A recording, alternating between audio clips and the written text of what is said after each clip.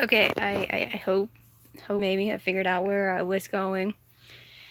So I brought um my cabin, my little log cabin, down into my down into my heart space. Brought my brain or my mind down into my heart space. And then I did one other thing which I was partially resistant to, but I did it because I wanted to.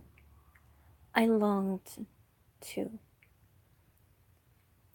In Twin Flames, despite how painful this journey has been, honestly, your twin has given you the best gift they could have ever given you. They woke you up. They jump started your path. I mean, not for me, my twin came physically. I mean, I had been on the journey for a couple of years, I guess, before I really realized what was going on, other than I was trying to integrate with a masculine energy that I didn't even really realize was Samba until later. So last night I surrendered. Told my twin that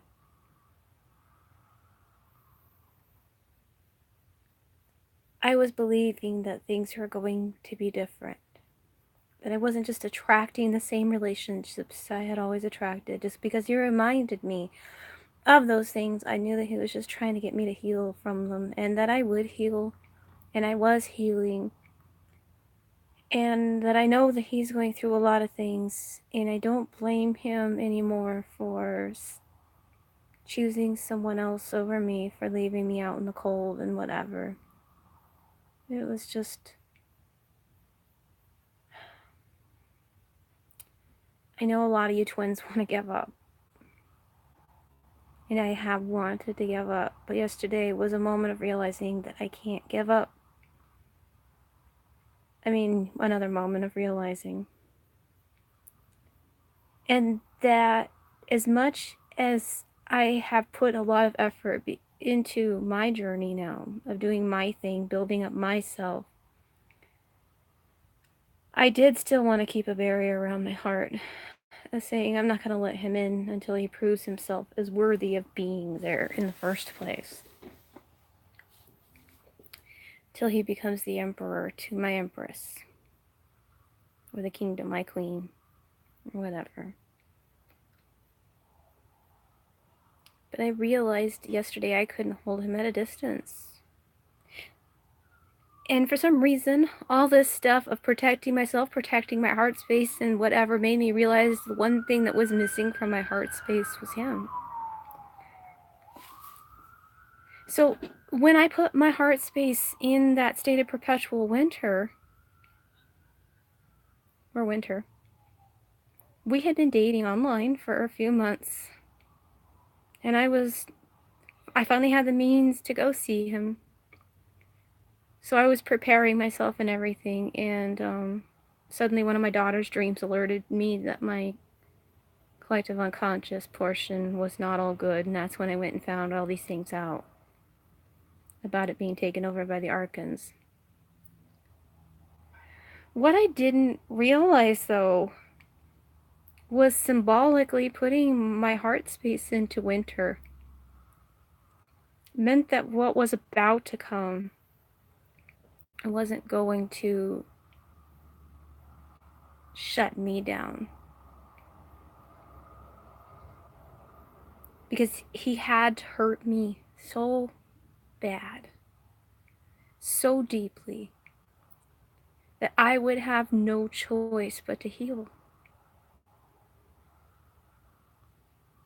I mean, I'm finally to the point now where I can look at this and realize the sheer beauty and love in these actions. Physically, I don't know if he will ever see it. Physically, I don't know if he will ever become the man that he needs to be. I mean, there's all these promises from these different psychics and tarot readers that the masculine, divine masculine, is waking up and realizing what happened and that there will be physical union. But I'm not holding my breath. Because, anyway, so it doesn't matter me interacting with Samba. Because that's not my twin flame. That's Pally's twin flame. Jeannie is my twin flame. Jeannie's the human counterpart. And Jeannie is who the human me needs to accept back into her heart. And so, in a state of surrender, after plunking my cabin down, pulling my mind down into my heart space, I realized that Jeannie was missing from this scene. And so I needed to invite him in and realize that despite everything, I still very much desire him, long for him. But the longing is not as biting anymore. It's not as desperate. There's a patience there now of if it's ever meant to happen, it will. I mean, if it's divinely, created, then it will. But I could still interact with his heart. And that's what I needed to do. And so after this, I mean, we went to sleep together in my cabin. And I know it was real. I know he must have felt it. After I woke up this morning, I realized that I had had a series of dreams. I mean, I've been having some really odd, active dreams lately. I can't quite recall them when I wake up. I just know a lot of stuff is getting done and cleared and whatever. And in this last part of the dream, me and him, which I wasn't really paying attention to, it was like he was just there, but I didn't want to talk to him or anything. And several other people were kind of out in this, like, it's on a farm. We were next to this street. And there was these two, I think you call them Tretchibutes or catapults sort of things, except for these were on a pivot. And they could pivot around. And I think it's that actually there is a machine like that where I think they like release it and it spins around and then it launches something up into the air. So, we were launching alpacas in the air, but we weren't trying to hurt them. This was something, I don't really know the meaning of this. This is totally bizarre. I mean, we weren't trying to hurt the alpacas, and the alpacas weren't scared. I mean, so we set off one of them, and it's spinning around the alpacas, and then instead of launching it, it's almost like it was a dud thing or whatever. It spun halfway around and came down, crashing down to the ground. Right before, because we had just cut the cord, and for some reason, a whole herd of cattle broke through the fence, and they were heading straight for us. Without realizing what was happening, I think I ended up cutting the rope, and the machine dudded out and came down. Interestingly enough, though, it came down right in front of these cattle and spooked them. No, it wasn't me that actually cut the rope. It was somebody else that had ended up cutting the rope because I was watching this event. So this machine spins them around and then it just drops. So it was like it just aborted, but it did it in the perfect place to stop these cattle. So they about faced, but rather than running back into their enclosure, they ran into this valley thing. And I don't know what got my mind thinking, oh my gosh, this is even worse than them coming toward us. So I was wearing some sort of seatbelt. I don't know if I was in a car or what. But I take off this seatbelt and I take off running because I have to go around this hill. So in essence, I'm going to try to come around in front of where they're going to get out at. And I am just, the speed is just amazing. I mean, there is like no resistance. I'm just gliding over the land. And somehow, because I just take off, and the thought in my mind, I'm thinking, you know what, I don't care if these are Genie's cattle. You know, I don't care if these are his alpacas. The fact is, I need to take care of this. And I can. So I'm running, and somehow he's keeping up with me. We get around the hill and realize that the cattle had already been stopped by something, and so we weren't needed. So realizing this, my adrenaline goes down. And I, fall, faint, whatever. I sink to my knees, and I'm feeling very nauseous now. And I start purging into a little stream that's right there. And oddly, the stream is actually like an irrigation ditch canal. It's just a much deeper part, and it's like it's accepting my throw up. And so it's funny because I have like braids in my hair, and I'm like kind of holding them back as I'm like hanging my head over this water embankment thing. And then I realize I feel somebody come and sit down next to me, and I realize it's Janie. And he's asking me what's the matter. And I said, my body hasn't quite adjusted yet. I'm capable of doing these amazing things, but there's going to be a physical consequence for me afterward. And right now I'm dealing with a lot of disorientation and nausea. And so my body's just being weird. I said, but thank you. I needed you. And I reached out my hand. I didn't look at him because I'm just like, laying my head on the ground, trying to let the world stop spinning. But I reach out my hand to him, and he places his hand in mine. And see, I understand that he's defeated. He's sad. And he ran after me because he saw me running after something that was important to him. He saw that I cared about him. And he saw that his stuff mattered to me, and he mattered to me. And I realized that I mattered to him. See, this was a lot more than just a dream. This is one of these dreams that there's something real going on here. And I woke up with just this happiness, this feeling of peace. Just finally feeling like, okay, now I've finally reached a point where I can settle down and realize it's all gonna be okay.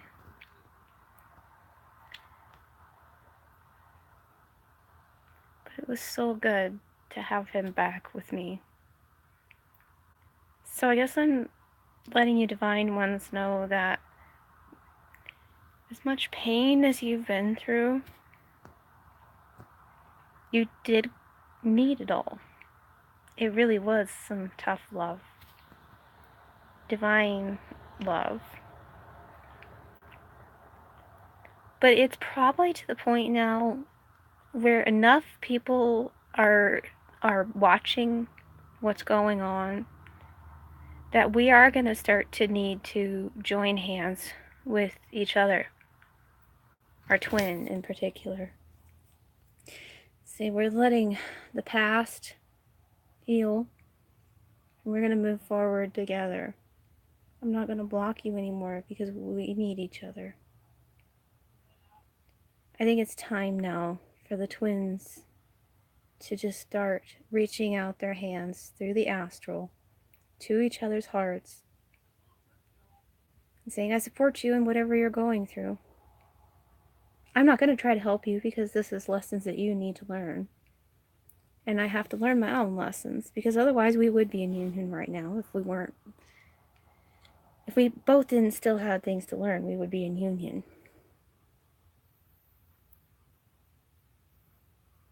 But there's obviously a lot that we need to learn and process. Oh, my nose gets itchy. I was watching a tarot reader the other day. She calls herself Archangel Guidance or something like that. She's always talking about how when she's doing these readings, her nose starts getting really itchy, and she's come to realize this is when the spirit's speaking through her. So I wonder if, because I mean, I do have allergies, but it seems like whenever I do these videos, my nose starts getting really itchy.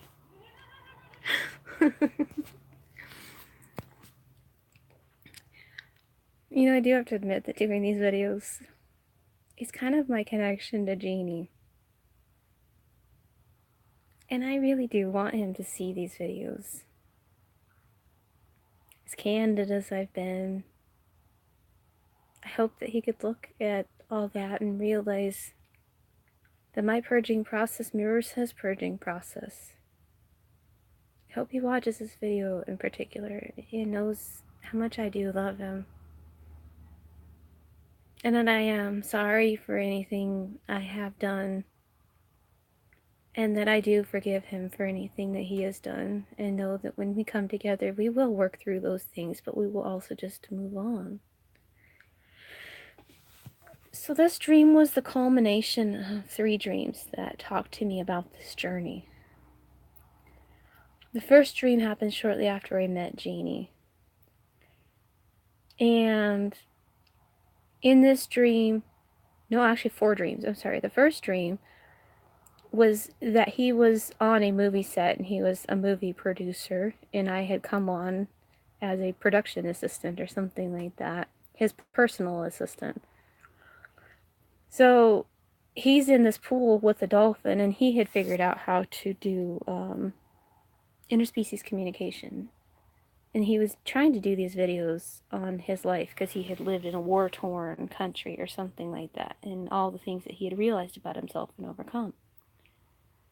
So the idea was that I needed to help him to tell his stories, because he had a sort of idea of what he was doing, but he didn't. So we went through this for over a year, and then he says, I'm going to take you to my home now. I'm like, well, aren't we at your home? Because we had been staying in a really nice house and whatever. I'm like, isn't this your home? He's like, this isn't my real home. I'm going to take you to my real home now. And there we will be a real couple. In the next dream, a few weeks later, him and I and a group of friends are on like this trans-country sort of gypsy walk thing or whatever. And we ended up talking to each other one night, because we were just really just friends or whatever. We had seen each other, our eyes locked sort of thing. And we were just talking, and we ended up falling asleep. Unclothed, but nothing happened. It was just innocent, 2 bodies touching one another. And I felt so safe in this. And then I woke up the next morning and he was gone. No letter, nothing. Letting me know. And in this dream, I knew that we were getting ready to break up. I knew that's what the dream meant. And I'm searching around desperately for him, but I realized I had to let him go. He had his own path. And that was just before I put my heart space into winter to protect myself. Then the next dream occurred shortly after I got back from Botched Paradise. And it was a dream of I'm walking down a street and I see him up in the distance. But I realized I'm not supposed to go toward him. I'm supposed to wait for him to come to me. And on the side of the road, there's a cage with all these little puppies inside. And these puppies have collars around them and leashes. So not only are they in a cage, but they also are collared and leashed inside the cage, so they can't be puppies. And so I sit down and I'm freeing them, and they turn into kittens. And they all want attention, and I'm trying my best to give them all attention. And one of them, though, is really weak. But it's like every time I try to give this one attention, the other ones would stare and get in the way. So finally, I figured out a way to distract them with one of my hands so I could give attention to this other one. So I pick up the really weak one, and it died. And, well, no, I haven't gotten to that part yet. And it's nuzzling in my hand, weakly. At this point, I hear Jeannie, and I turn, and I was surprised because see, I saw him walking toward me, and it was almost like he was walking on a treadmill because he wasn't getting anywhere. And then all of a sudden, he is near me finally, except for now he has a ton of burdens, a ton of things that he's carrying, and I'm just like, whoa, where did all that come from? and so I help him carry these burdens back to his house, and I know that we need to have a conversation, but I don't want to hear this conversation right now. I don't think it's the right time for this to happen, and this is a reconciliation conversation. I'm like, he's not ready for this. No, I'm not ready for this. So I sit down and I'm playing with a little bucket of water, and my daughter comes and starts playing with me, and we're playing ships because I have some sand too. We're playing, like pirate ships or something like that. And then his daughter comes and is playing, and he calls her, and she's like, I don't want to go. I want to keep playing with you. I was like, you need to listen to your dad. So she goes, and my daughter goes and does something else. So I'm sitting here playing with my little water and sand all by myself. And I'm making a mess and don't realize it. And all of a sudden I looked down, I was like, oh my gosh, there's water all over the place. What am I doing? But when I move my bucket or my pail or whatever it is that I have, a pan, I see that wherever I spilled the water, all of the old stains that were there were suddenly cleaned up. They were just like gone, disappeared. And so he comes up and says, okay, well, I'm ready to talk now. And then all of a sudden I look in the mirror, and because I'm really hot, and I realize I have 3 shirts on. And it's like summertime. I'm like, why do I have 3 shirts on? And it's summertime. No wonder I'm so hot. I should take off some clothes. I'm like, oh no, I can't, because I have to be ready to go to work. So I tell Janie, well, we're not gonna talk right now. I have to go to work. And I leave. And then this dream. So all of those together is telling me of what this path has been. At first, yes, I had to help him find his heart, but the only way to do that was for me to find my heart. The only way to do that was to let him go, so that way I could find myself. And then to realize all the false signs that would come up that might seem to indicate, oh yeah, we're going to finally get back together, but there needed to be a maturity about it of, are we really ready to do this, or something like that. And finally, right, we've gone through all this. I surrender to you. I surrender to my heart. I'm ready to take your hand now, and I'm going to stop running from this. And so I know that our reconciliation is on the horizon. I know that that conversation that we needed to have is ready to happen. And perhaps it just wasn't ready to come out at that point because we still had a whole bunch of experiences that we needed to have separately. And perhaps we can come from a state of much more maturity now. But we're ready. Well, maybe the universe still has some more lessons for us to learn. I know he's going through them.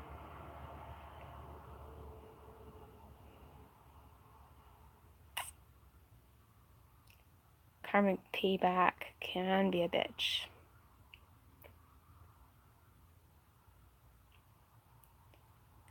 I do want to feel like I'm receiving justice. But I also do feel really bad for him. And I'm no longer like, why can't you just get over it? Why can't you get out of it? You know, just cut the ties and leave. You know, I'm no longer jealous of him and the gal. I actually feel really bad for him. Because I know what he's going through. I know she tries to attack me all the time and use black magic on me. And there's just nothing I can do because this is an attachment that he has to get rid of. Also, right before I met Jeannie, I met this other guy temporarily. You know how they talk about, like, someone to get you ready for your twin or something? This guy and I had a really intense connection, really short but intense connection. And he awakened in me abilities that I didn't know that I had. And he asked me to go for a walk with him. And I'm like, how in the world am I supposed to go for a walk when he lives, you know, all the way across the country? So this is when I found out I could actually enter people's mind. So I did, and I saw through his eyes. And I saw him step off a curb and get hit by a car, I thought. And all of a sudden the connection was gone. So I was like, what happened? What happened? Well, then I find out that he blocked me on Facebook. And it's like, I didn't understand. So I got pissed off. And for whatever reason, I decided to go seek out Odin and asked him to train me in combat. And I didn't realize it then, but we were so familiar with each other. It was almost like he was just waiting for me to consciously talk to him. Because in my books, it came out that I had actually been talking to Odin for quite some time. And he had been training me. Because I remember in this particular training session, it was like everything for me was just flawless. And, you know, it was like I was just brushing up or something. So he suited me up, got me ready, and told me, okay, you can subdue him, but you can't kill him. And because the thing is, I needed to fight him because he had stolen something from me and I wanted it back. I now wonder if it was actually my heart or something like that. And Owen said, as far as this entity that's attached to him, you can only injure it. You can't kill it because it's his job to get rid of it. Didn't realize how much that would be foreshadowing these events. So the battle was short, sweet, and to the point. I got whatever it was that I wanted and very quickly and efficiently disabled him and his attachment and left. So Jeannie has an attachment. Your divine masculines have an attachment. And I also realized I had a big karmic attachment that I have to deal with too. A disentanglement that needs to happen is happening. But I didn't think that it was a barrier. But now I realize it is. I really didn't mean for this to be almost 30 minutes. So I'm going to end this now. See what in the hell I've been rambling about because I'm like, I really didn't think that I was talking that long. Love you all. Bye.